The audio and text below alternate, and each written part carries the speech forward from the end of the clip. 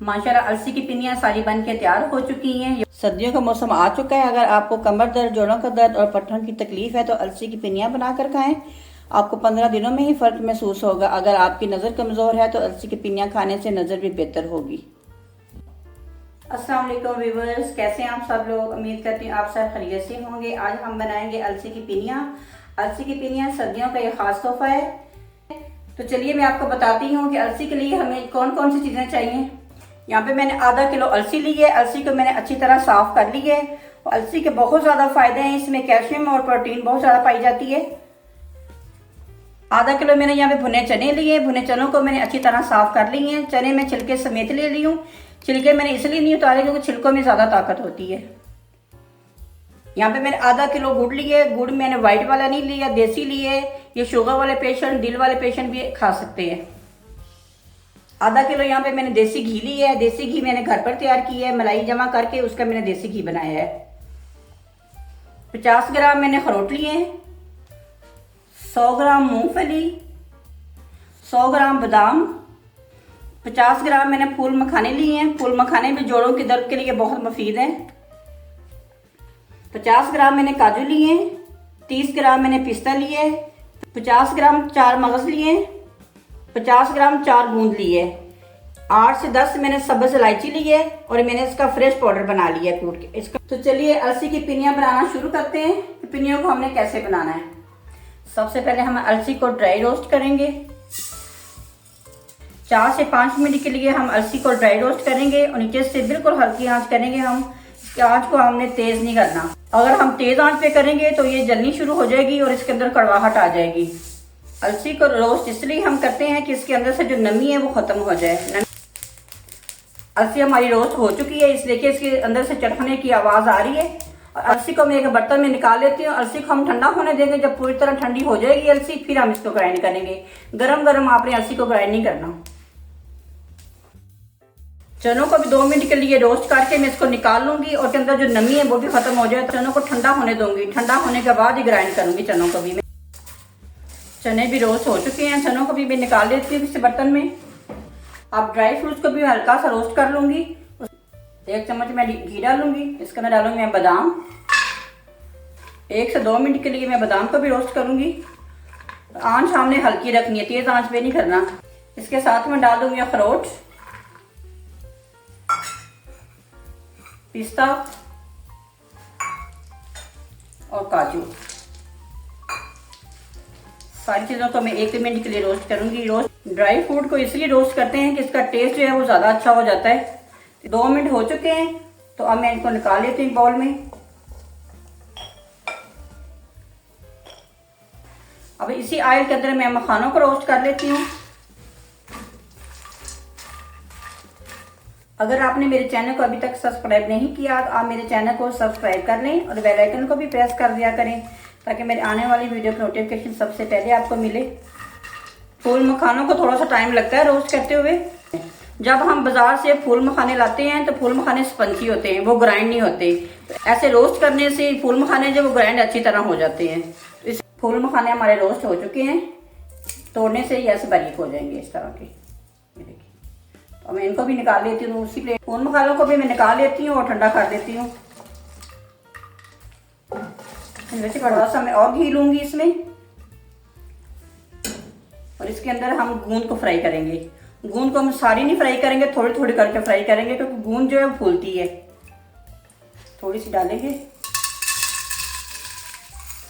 4 गूंदों को हमने अच्छी तरह रोस्ट करना है। अगर अच्छी तरह रोस्ट नहीं करेंगे तो ये अच्छी तरह ग्राइंड नहीं होगी। गूंद हमारी रोस्ट हो चुकी है तो मैं आपको इसकी निशानी दिखाती हूँ कि जब रोस्ट हो जाती है तो इसका निशानी क्या होती है। आप ऐसे पकड़ेंगे, ऐसे बारीक हो जाएगी, ये इसकी निशानी है। तो 4 बूंद रोस्ट हो चुकी है तो बूंदों को मैं निकाल लेती हूँ।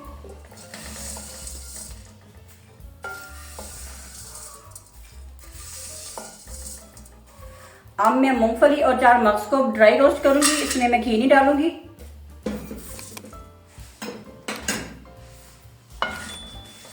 ये भी 2 मिनट के लिए मैं रोस्ट करूंगी।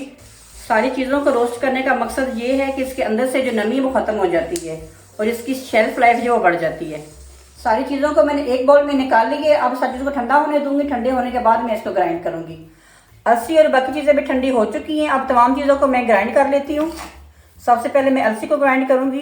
बिस्मिल्लाहिर्रहमानिर्रहीम।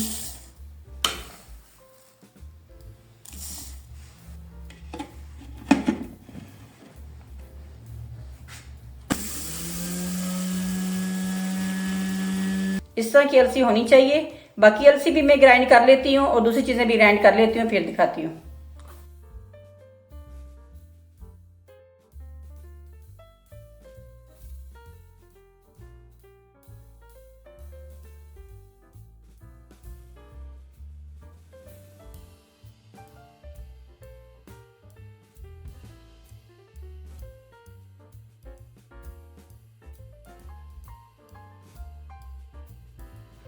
सारी चीज़ों को मैंने ग्राइंड कर ली है।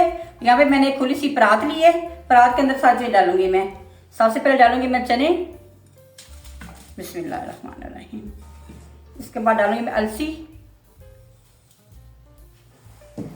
यहाँ पे मैंने ड्राई फ्रूट, सारी चीज़ें मैंने इकट्ठी ग्राइंड कर ली थी। अब मैं डालूंगी ड्राई फ्रूट। ड्राई फ्रूट में सारी चीज़ों को इकट्ठा मैंने ग्राइंड कर लिया, तो ये भी इसमें जाएंगे।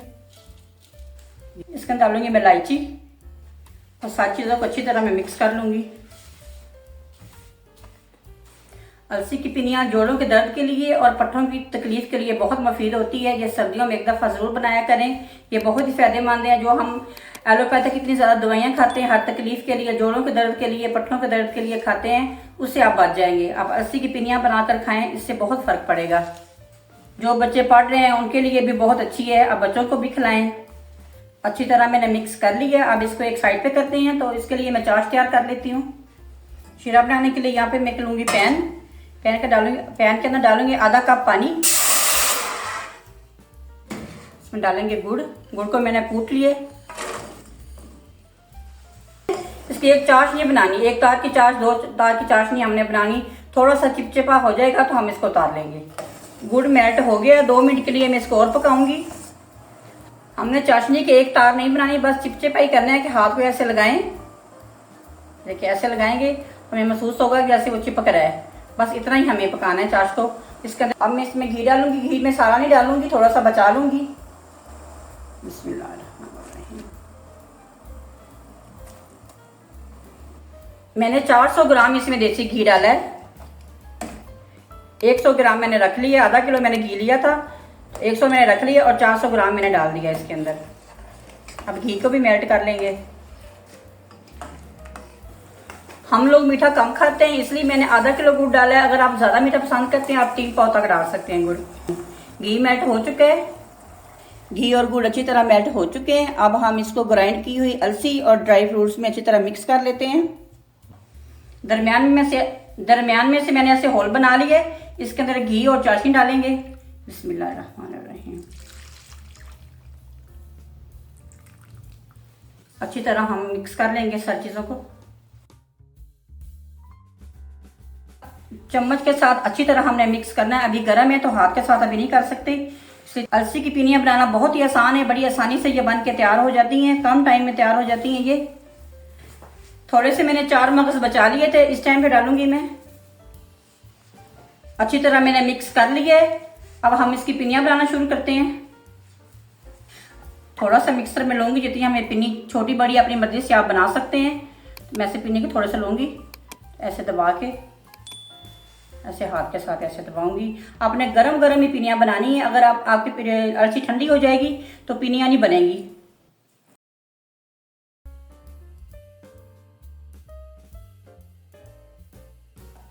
इसी तरह मैं सारी पिनियाँ बना लेती हूँ। तो बना के फिर मैं आपको दिखाती हूँ। माशाल्लाह अलसी की पिनियाँ सारी बन के तैयार हो चुकी हैं। ये बहुत देखिए माशाल्लाह बहुत ज़बरदस्त बनी है। तो अक्सर लोग कहते हैं कि हमारी पिनियाँ जो वो सख्त हो जाती हैं, 1-2 दिन बाद ही सख्त हो जाती हैं। वो क्यों सख्त होती हैं मैं आपको बताती हूँ। सख्त इसलिए होती हैं कि हम घी कम डालते हैं और चने ज़्यादा डाल लेते हैं। वो ज़्यादा खुश चीज़ें जाने से हमारी पिनियाँ जो वो सख्त हो जाती हैं। मैंने आपको हर चीज़ की मिकदार बताई है कि कौन सी चीज़ें हमने डालनी है। आप इस तरीके से बनाएंगे तो अलसी की पिनियाँ बहुत ही ज़बरदस्त बन के तैयार होंगी। आप इसको सुबह खाली पेट खाएं। चाहे तो आप चाय के साथ इसको खा लें, चाहे दूध के साथ खा लें, चाहे ऐसे भी खा लें। खाली पेट खाने से इसका ज़्यादा फायदा होता है। यहाँ पे हम एयर टाइट एक डिब्बा लेंगे। इसके अंदर हम अलसी की पिनियों को महफूज कर लेंगे। 1 से 2 महीने के लिए आप इसको सेव कर सकते हैं, ये बिल्कुल भी ख़राब नहीं होंगी, सख्त भी नहीं होंगी। अलसी की पिनियों को मैं डब्बे में शिफ्ट कर ली है। तो उम्मीद करती हूँ ये मेरी अलसी की पिनियों की रेसिपी आपको बहुत पसंद आई होगी। और अगर आपको मेरी वीडियो पसंद आई है तो मेरी वीडियो को लाइक, शेयर और मेरे चैनल को सब्सक्राइब जरूर कर दीजिएगा और बेल आइकन को भी प्रेस कर दीजिएगा ताकि मेरी आने वाली वीडियो का नोटिफिकेशन आपको बर वक्त मिल सके। अपना बहुत सारा ख्याल रखिए। मिलती हूँ एक नई वीडियो के साथ। अल्लाह हाफिज़।